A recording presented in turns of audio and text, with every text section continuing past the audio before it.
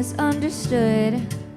They say we stand for nothing, there's no way we ever could. Now we see everything that's going wrong with the world and those who lead it. We just feel like we don't have the means to rise above and beat it. So we keep on waiting, waiting on the world to change. We keep on waiting, waiting on the world to change. It's hard to beat the system when you're standing at a distance. So we keep on waiting, waiting, waiting on the world to change. Now if we had the power to bring our neighbors home from war, they would have never missed a Christmas, no more ribbons on their door. And when you trust the television, that what you get is what you got. Cause when they own the information, oh, they can bend it all they want. And that's why we're waiting, waiting, waiting on the world to change. We keep on waiting, waiting, waiting on the world to change. It's not that we don't care, we just know they're fighting fair. So we keep on waiting, waiting, waiting on the world to change.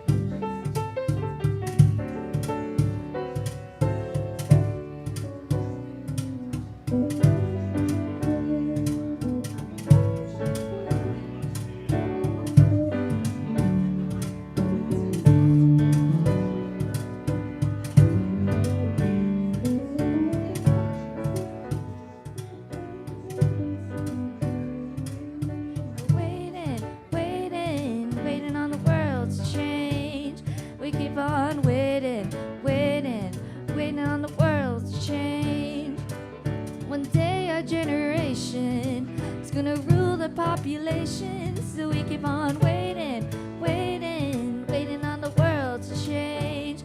We keep on waiting, waiting, waiting on the world to change. Yeah, we keep on waiting, waiting, waiting on the world to change.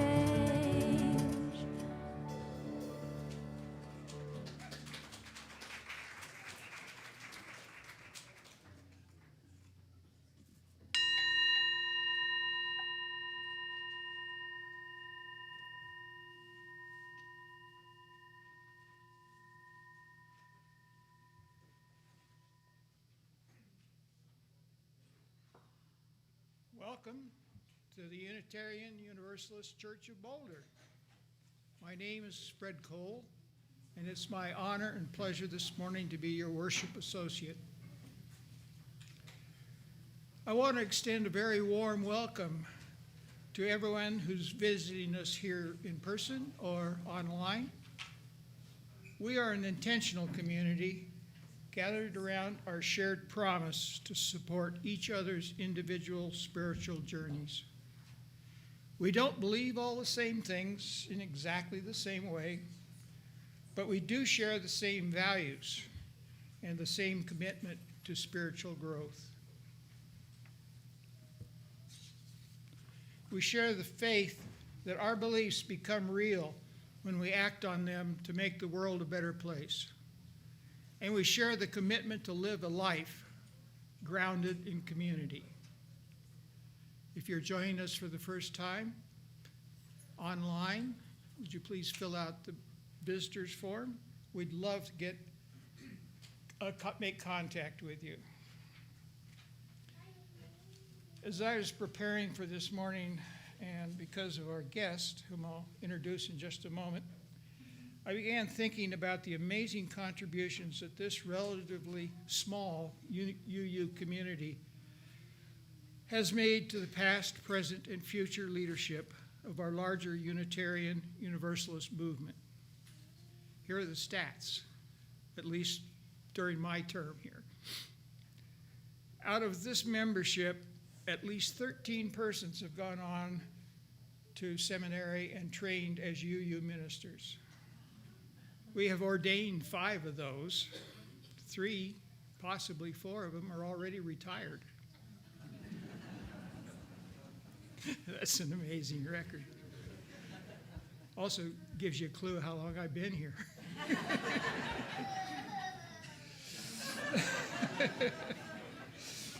Additionally, we have assisted with the growth and development of 9 ministerial interns, and most of whom are now in UU fellowship. Which brings me to this morning's guest.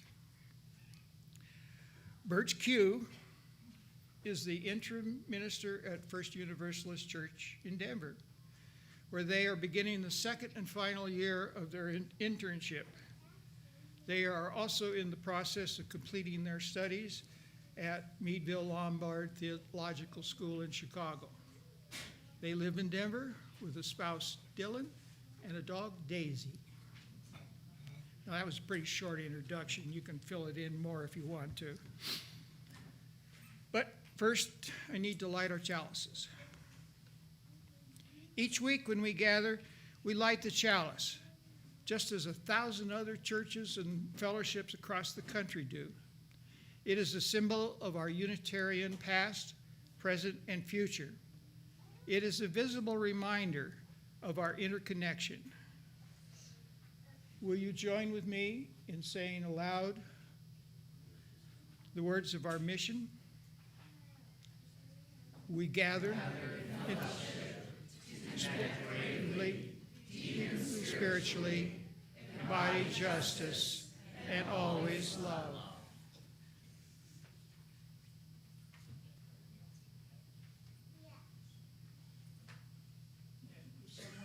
One of the younger folks will come help me. We'll light the chalices.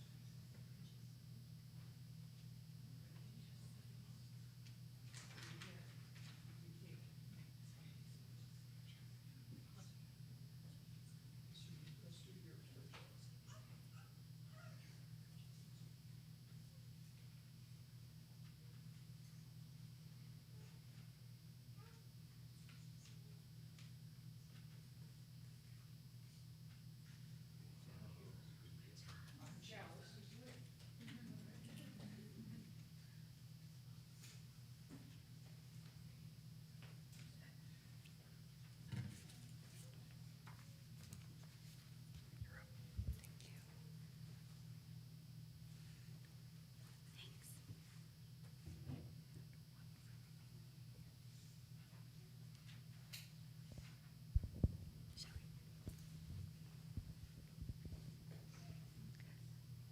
Hi, I'm Rachel. I'm the Director of Religious Education here.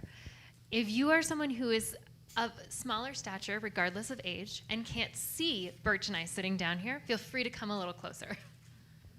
And I'd like to welcome Birch again. Hi, Birch. My new friend. What do you have there? This is a loaf of bread that I baked for this morning. Oh, fun. Why'd you bake the loaf of bread? This is a spiritual practice for me. Huh. So how is it that baking bread is a spiritual practice? I just think of it as like yummy. It is very yummy for our bodies, but also for our souls. And before I answer that question, I want to know from all of you, what is a spiritual practice? Can somebody tell me? There are no wrong answers. Something you do to encourage your soul, yes. Something you do regularly. Who else has an answer? Something to connect with others.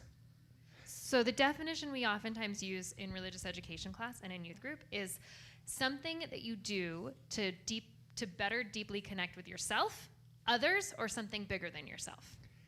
And for me, as a UU minister, that really means something that connects me to our shared values as Unitarian Universalists. Does anyone remember what our values are? Sort of. Justice. Next letter is E. Jet pig. Equity. Great. T. Transformation. Good job, Allison. P. Pluralism. I. Nice, Kate. Interdependence. G? Generosity. That was a lot of you. And then what's the middle? You're so good. You're all such good UUs. Everyone gets an A. Yes. And, when I bake bread, I think about so many of those values, but I especially think about transformation. If I had to pick a favorite, that's my favorite. And I am amazed at all of the changes that bread goes through, from being a little seed in the ground to being a loaf that I bake. And as a spiritual practice, I think about and reflect on all of those changes that happen, and all of the changes that happen in our lives, too. Are some changes happening for people this week? Yeah, Evie.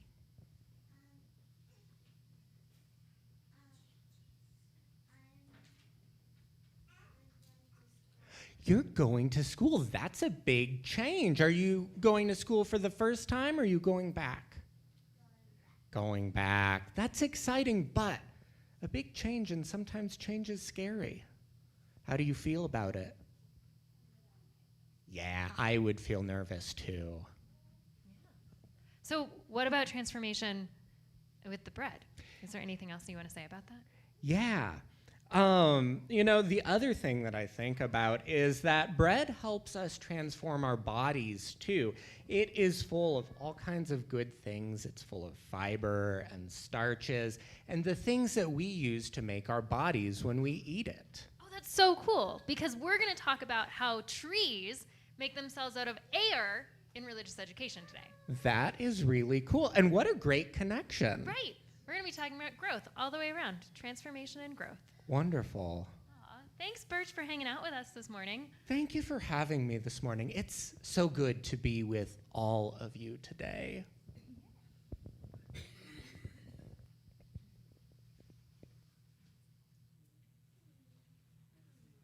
So we're going to sing a little bit right now, and then as we sing, after we sing the first couple rounds of a song, then the kids who want to come to religious education this morning, and any parents who want to join them for a bit, will walk out following that chalice, and we'll walk out to class.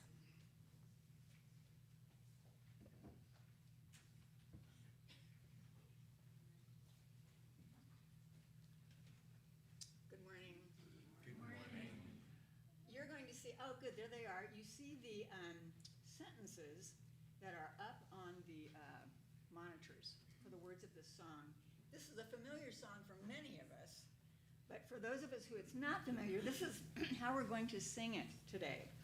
We'll sing each sentence twice.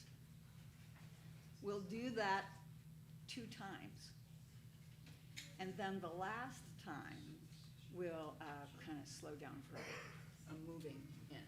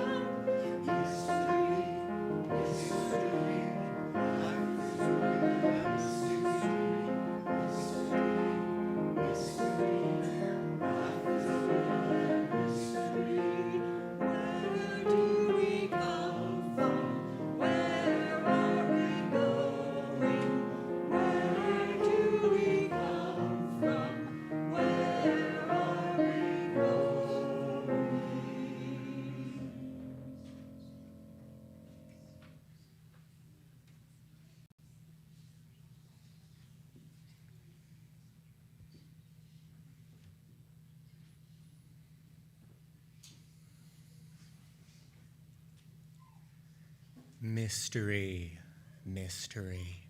Life is a riddle and a mystery. Spiritual practice helps us greet and connect with that mystery, that thing which is deeper and wider than our individual selves. In this time together, I invite you into this guided meditation, a spiritual practice for us to share together. Let your body lead you into your center. Take a deep breath in. Let it out slowly. Do what you need to lead yourself to that center.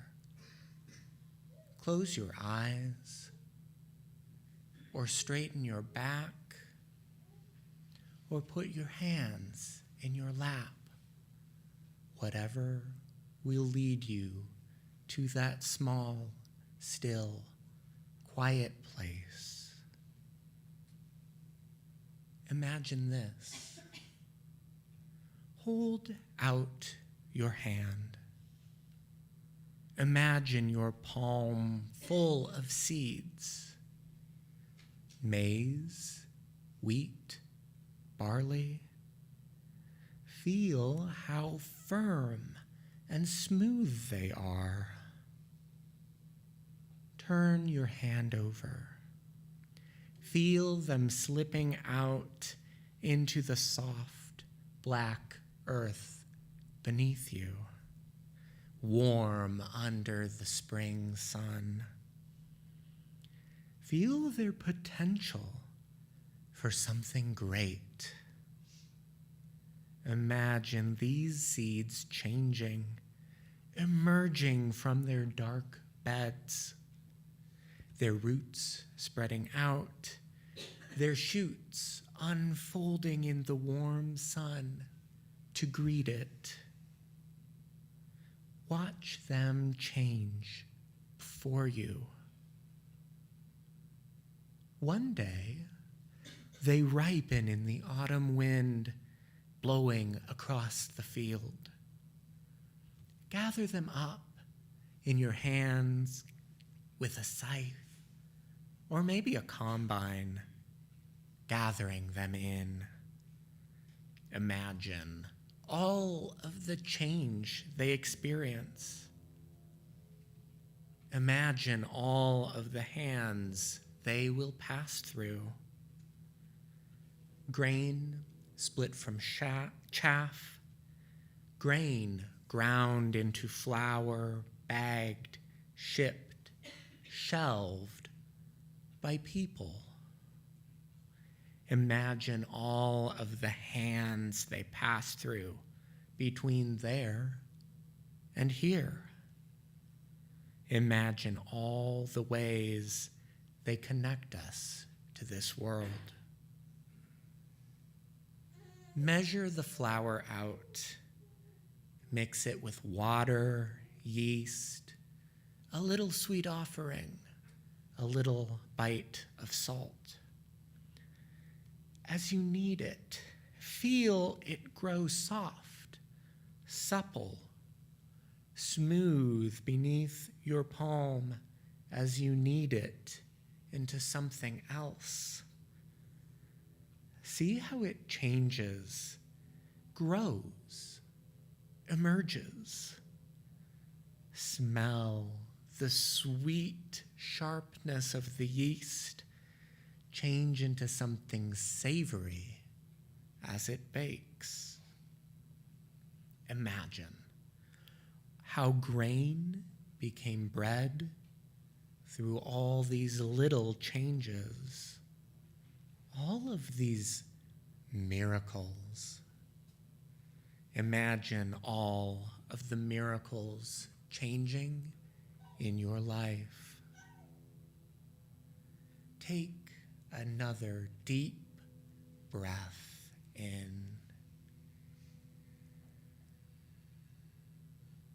Let it out slowly. Come back into this space we share together.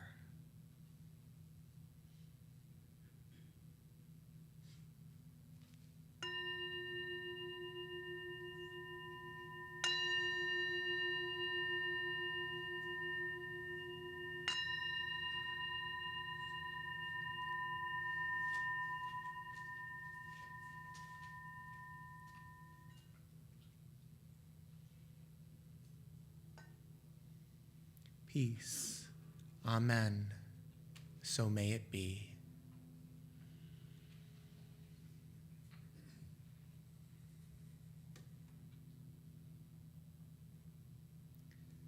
Spiritual practice is how we tend to our own souls. Ritual is how we tend to the souls of each other. Ritual brings into the world the stirring of our hearts, transforming and connecting us across space and time, in moving our bodies, in placing stones into earth, symbolizing our joys and sorrows. We tend to each other's souls, witnessing how our community moves. Together, we witness how threads of hope and suffering are woven through our lives. We become a people who recognize the rich tapestry of beauty and tragedy that wraps our lives together. Those of us here in person, I invite you to come forward in a moment as you feel moved. Come here before the dais, the chancel, to join me. Silently take a stone from my hands. Feel its weight. Feel the weight of the sorrows and the joys you carry with you. Feel the warmth of your body warming that stone. Let this stone remind you of your thankfulness, of your worry in this gathered community. We will begin by welcoming the folks in the back, and then those of you by the windows, and then those of you in the center. We begin, though, with these joys and sorrows.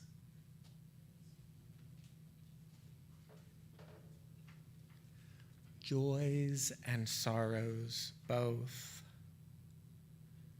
Karen Morgan shares these things with us. There was a lovely circle supper last night at the park across the street from Karen's condo.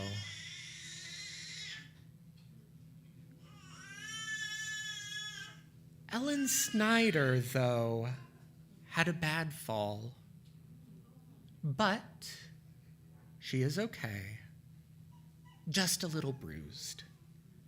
She went to the ER and thankfully has no broken bones. We carry these people in our hearts, and as we prepare to witness to one another's joys and sorrows, may we carry these with us.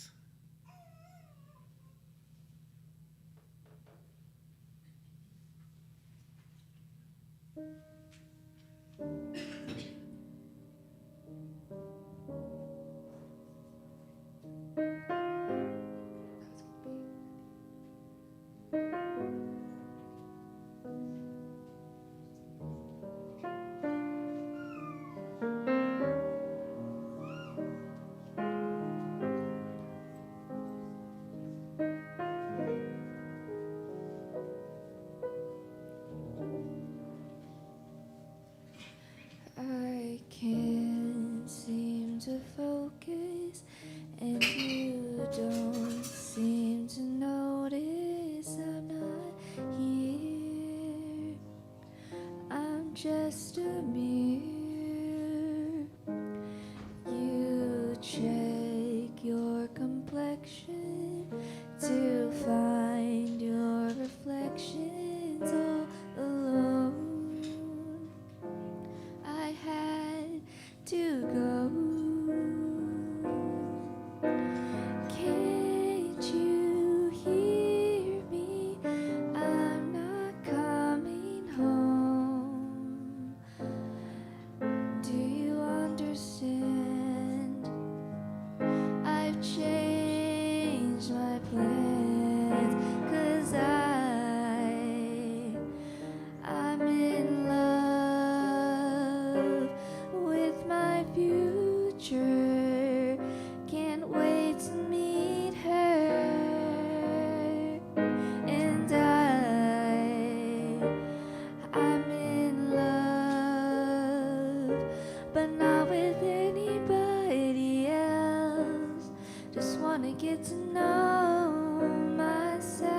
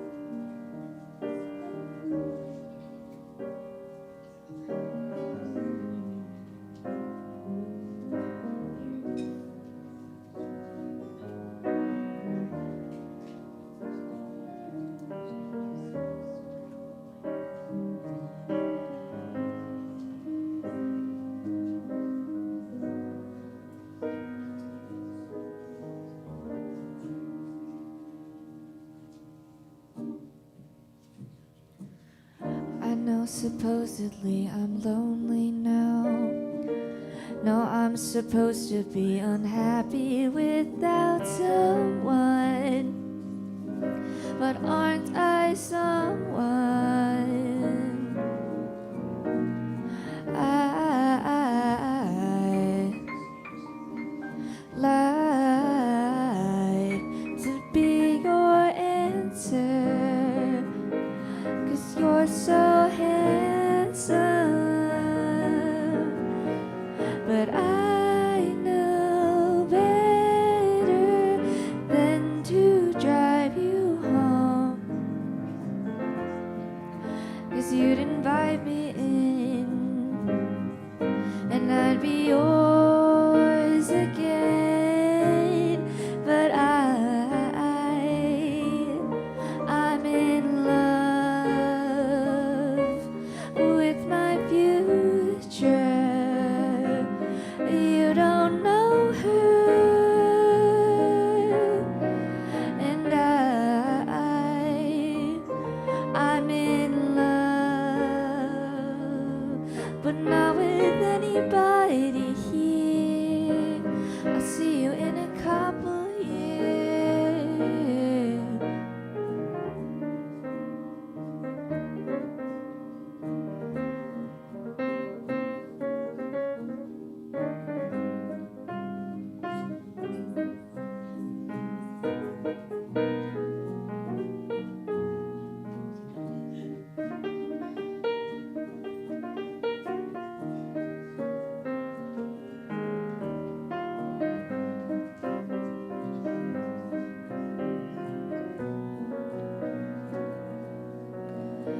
And I'm in love with my future. You don't know her.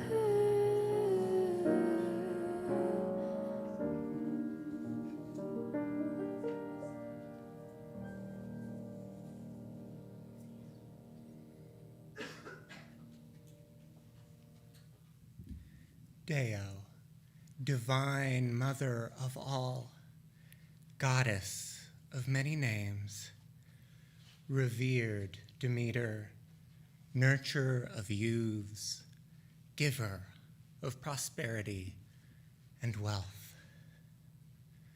You nourish the ears of corn, O giver of all. You delight in peace and in toilsome labor, present at sowing, heaping, and threshing. O spirit of the unripe fruit, you dwell in the sacred valley of Eleusis.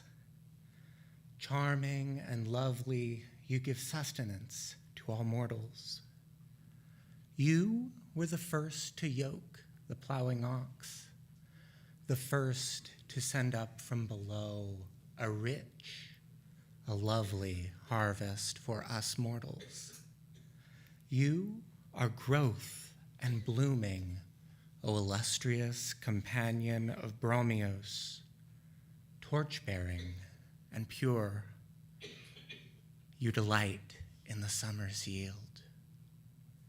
From beneath the earth you appear, gentle to all, O holy and youth-nurturing lover of children and of fair offspring. You yoke your chariot to bridal dragons. Round your throne you whirl and howl in ecstasy. You are an only daughter, but you have many children and many powers over mortals. The variety of flowers reflect your myriad faces and your sacred blossoms. Come, O blessed and pure one, come with the fruits of summer. Bring peace, bring the welcome rule of law, bring riches to and prosperity, and bring health that governs all. Chaire, chaire, chaire. This is how I begin to remember that change is possible. Each week, when I bake a loaf of bread like this one, I say this prayer between one step and another. The Orphic hymn to Demeter is a way that I consecrate this ancient, ordinary practice. It's a way I remind myself of my deepest commitments. You may have guessed by now I am a pagan as well as a Unitarian Universalist minister. Bread baking has become a practice that blends my commitments to these two guides of my life. It's a practice I'm grateful for, one that sustains and nourishes my body and my spirit. The moments of pause it brings are hard to come by in a busy world, and therefore are so worth making time for. If you have dedicated yourself to a spiritual practice, you know what I mean. But if you haven't, you may be wondering, where do I begin? I explored that question with a group of folks at my congregation in a class I facilitated this spring. As we got to know each other's spiritual lives, we found that we were all over on a continuum. Some of us had been dedicated to a spiritual practice for decades, and some in the circle were just figuring out what would work for them. Many of us were somewhere between these two poles. As we explored ways of practicing spirituality together, something struck us. the greatest source of spirituality for us was in our everyday lives, in finding meaning and connection in the ordinary. Some found it grinding coffee each morning. Some found it doing the dishes. Some found it spending time with their grandchildren. It seemed that our ordinary lives were the most natural and approachable sources of spiritual grounding. I found in my search for spiritual practice what many did in that class, as weeks of bread rose and baked. The everyday, I realized, is teeming with spiritual possibility. We just need to face it, consider it with intention. But that's not the attitude I had at first. My practice of bread baking began as an ordinary, delicious one. While I hadn't folded bread into my spiritual life, I knew that the potential was there. There's something ritualistic about feeding my sourdough starter each week. There's something meditative about kneading dough into loaves. And it does connect me to something deeper than myself.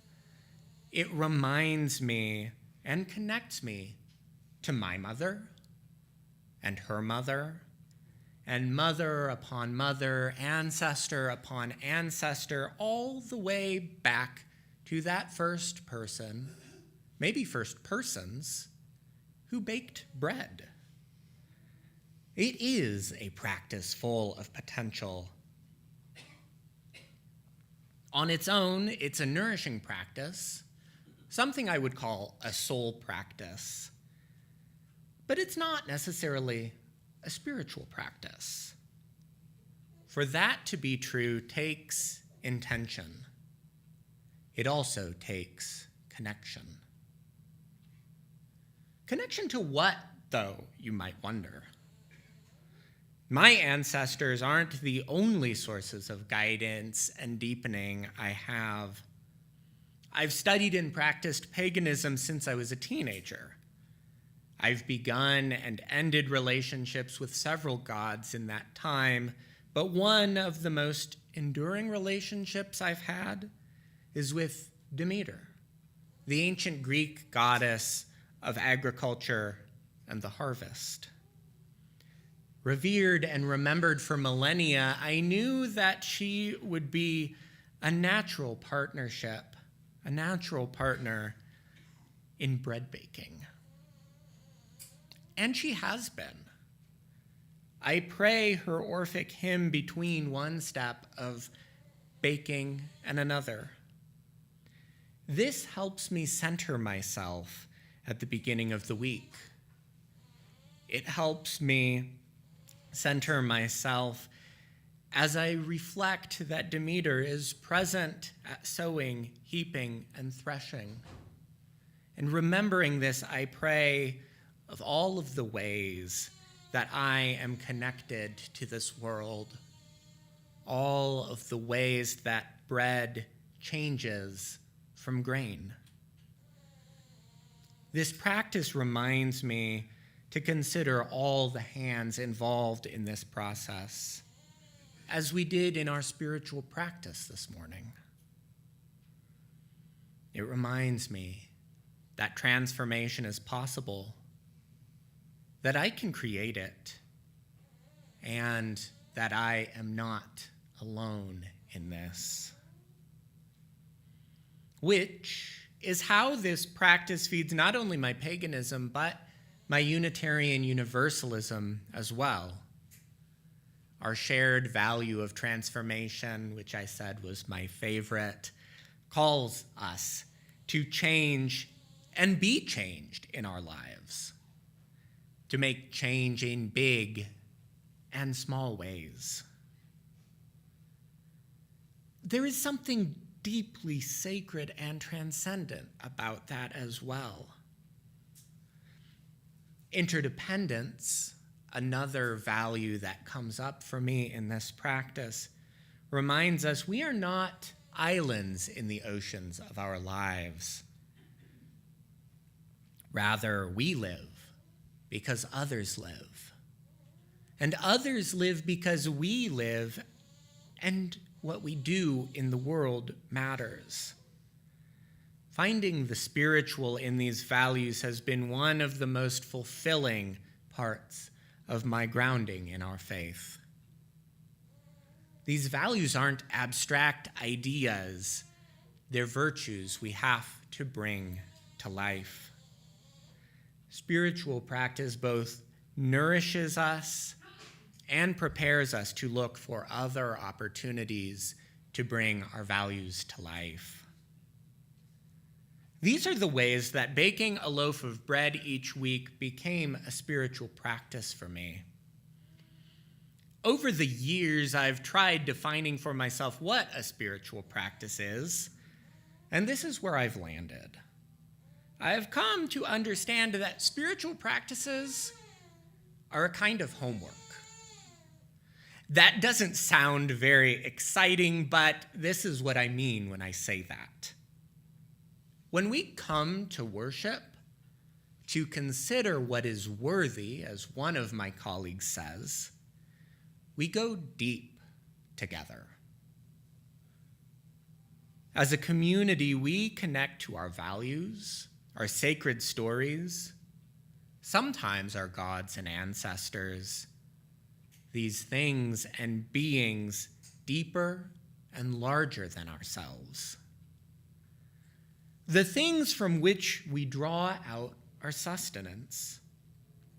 And spirituality, especially spiritual practice, is how we do that deepening on our own, so that we are best able to show up in each other's lives. The UU minister Jen Crow summed it up beautifully in this way. While solitary spiritual practices can quiet the mind and help us hear the still, small voice within, they will also bring us back to community with each other if we practice them with heart and integrity. When we sit alone in prayer or meditation, read the great teachers, walk or do yoga, our hearts open and soften. We can achieve clarification, discernment, and communion with that which is larger than ourselves, calling us back into this world to compassion and kindness in all we do. Our spiritual homework, then, in this way, prepares us to act in the world. It nourishes and deepens us, digging a clean well from which we draw the sustenance of our lives. How it affects us and our world ripples out from these dedicated acts. We know the work of living our values isn't easy. We need practices that will sustain us if we are going to be faithful to that work for the long haul. Those practices begin in the smallness of our own lives. Self-care practices remind us to be generous with ourselves and one another. Grounding exercises calm our bodies, preparing us to engage in conflict. Commitments to baking and gardening remind us that we can transform the world. The activist and educator Adrienne Marie Brown teaches us to begin this transformation right where we are. In her work, Emergent Strategy, she shares that what we practice at the small scale sets patterns for the whole system. Grace Lee Boggs articulated it in what might be the most used quote of my life: transform yourself to transform the world. This doesn't mean to get lost in the self, but rather to see our own lives and work and relationships as a front line, a first place where we practice justice, liberation, and alignment with each other and this planet. Putting Crow's wisdom and Brown's wisdom together puts the value of spiritual practice into focus for us. Practice opens and softens our hearts. Practice prepares us for our life's great work. That work needs sustaining depth that spirituality can bring. We know this as ministers to one another, even if that isn't our vocation. When I turn to spiritual practice, I admit to you, I am often running on fumes. Sometimes I lose my grasp of what I believe. I forget that change is possible. And when I pray and meditate through baking and kneading bread, I remember these deep convictions of mine. I remember what I truly believe. I draw the water I need for my cup from this deep well of spirituality. And when I am done, I feel the difference. My breathing is deeper. My muscles are more relaxed. My thoughts are more focused, and I feel prepared for what life asks of me. You may, at this point, be thinking, this is all well and good, but how will I find time for a spiritual practice? I don't have time to bake bread each week. Or maybe baking isn't something you're interested in at all. It doesn't have to be. Our lives are full of ordinary events. Consider first your deepest values and where you find them in your life.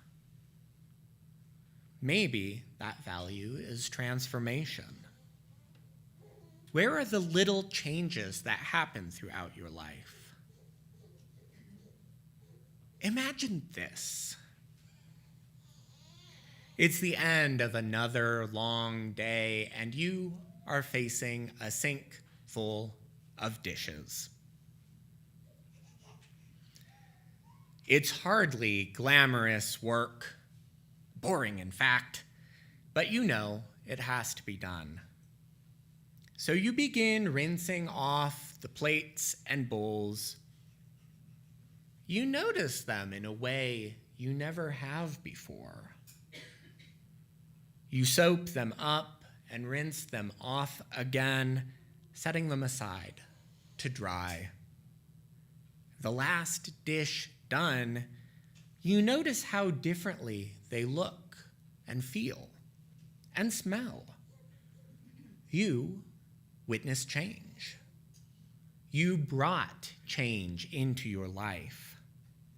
Not world-shifting on its own, but still significant in this moment. How might you fill this simple act with more intention the next time you do it, tomorrow night? Meditation or prayer or intention setting might be helpful. Watch how you respond, how the attention you have given change ripples out in the rest of your life. Dishwashing might not be very inspiring to you either, but I offer this as an example of how we find the little changes, the inspirations for deeper attention in our lives. That's what matters here. Our own lives are the first places we practice our values. As people of faith, this includes the deepening work of tending to our own spirituality. It can be hard to hold on to our values when the world challenges them. Spiritual practices, whatever they are, give us ways to connect deeply with what we value most.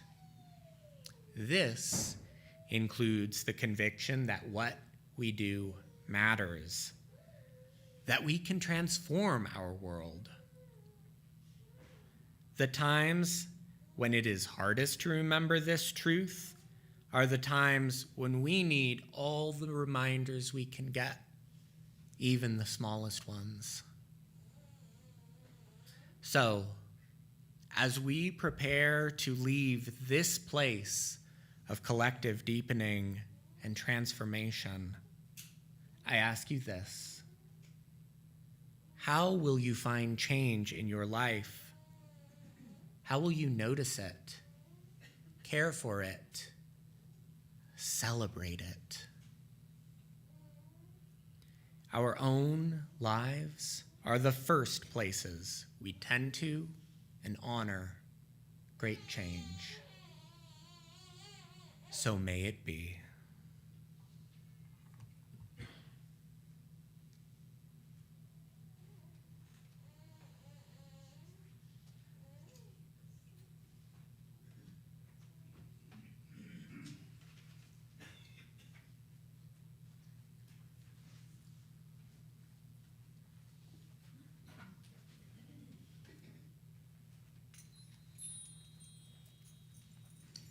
While we're gathering up here, I invite you to consider that the creation of and the making of music is a spiritual practice.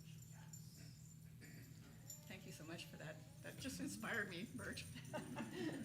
And as we sing this song, number 2015, I Know I Can, I want you to consider how the composer and the person who wrote the lyrics married this to create a message of power and of hope that can inspire us as we move ahead in challenging times.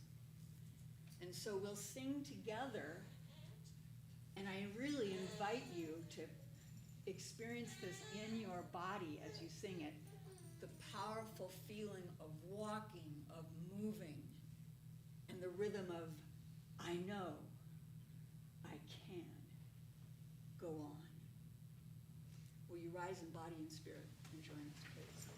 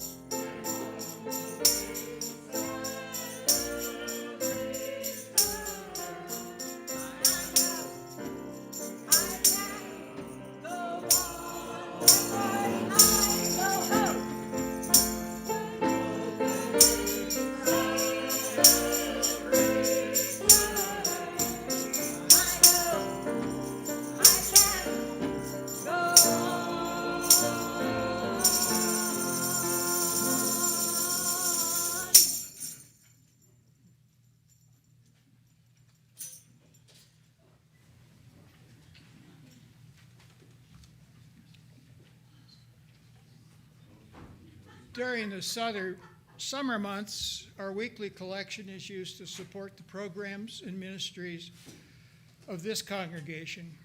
In September, we will return to share our plate with the local nonprofit organizations. We are an entirely self-supporting organization through our contributions. Everything that happens here is co-created by this community through your gifts of time and talent and treasure. For those of you online, you can use the QR code or find a link in the video description.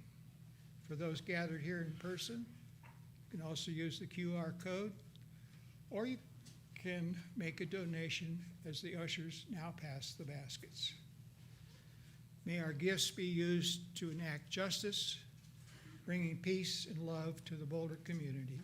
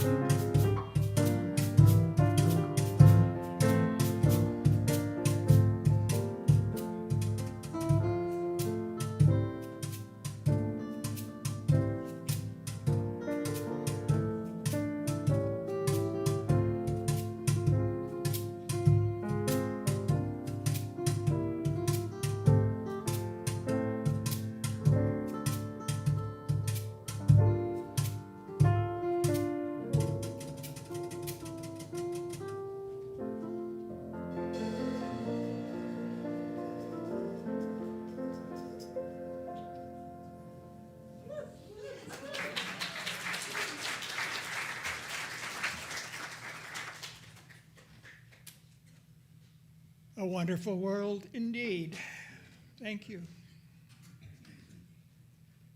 As we extinguish this chalice, may we be reminded that love is at the center of everything we do. The flame goes out, but not the light of truth, the warmth of community, nor the fire of commitment. These we will carry in our hearts until we are together again. But before we close completely, I have a few invitations for you. A reminder that Wednesday, 7 to 8:30 p.m. here at the church, Janet Salmons is leading a Writing from the Soul workshop. She says if you love journaling or want to try it, If you like to write or hope to start, you might like this workshop. This isn't a critique group, it's a time for reflection and for sharing.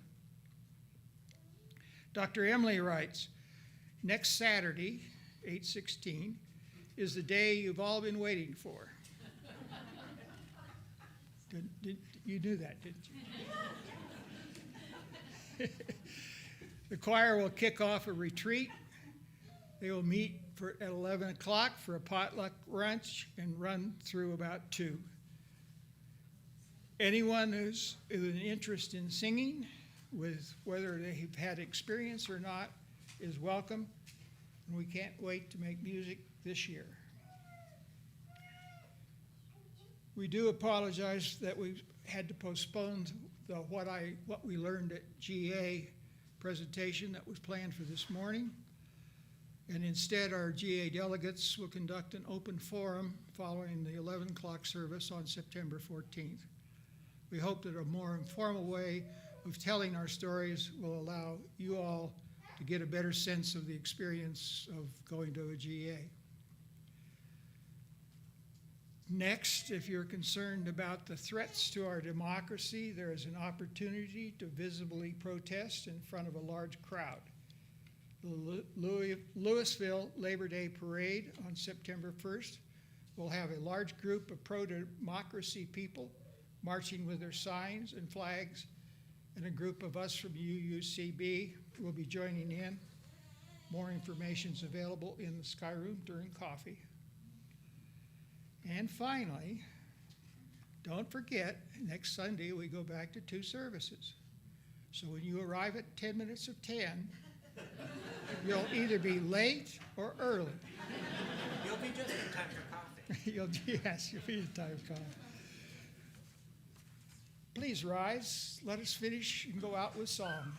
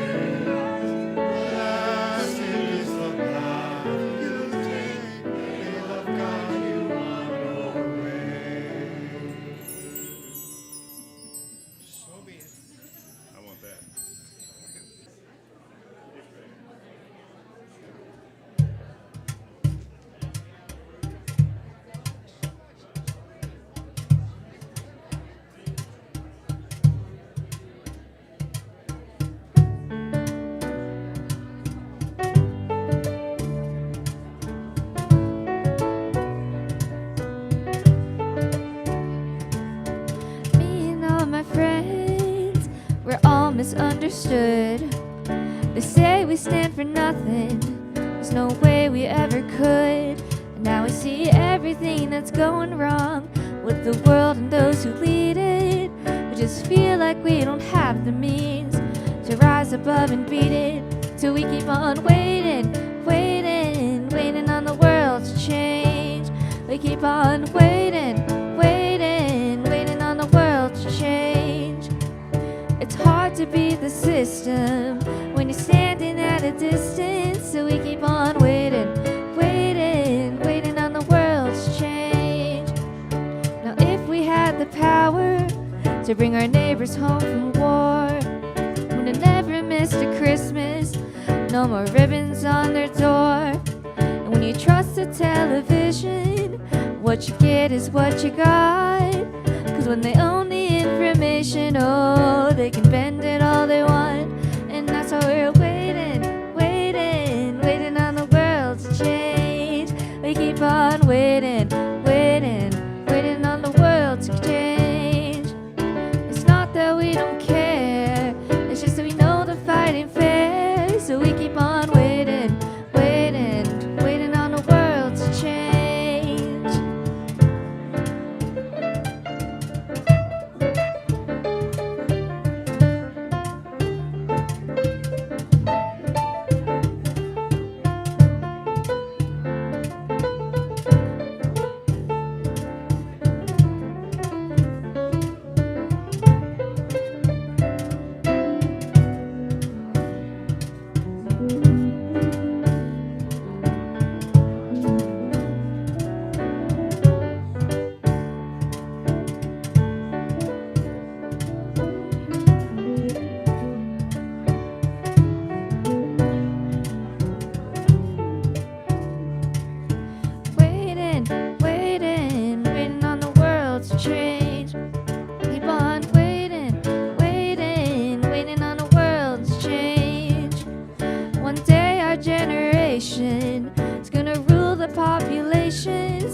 keep on waiting, waiting, waiting on the world to change. We keep on waiting, waiting, waiting on the world to change. We keep on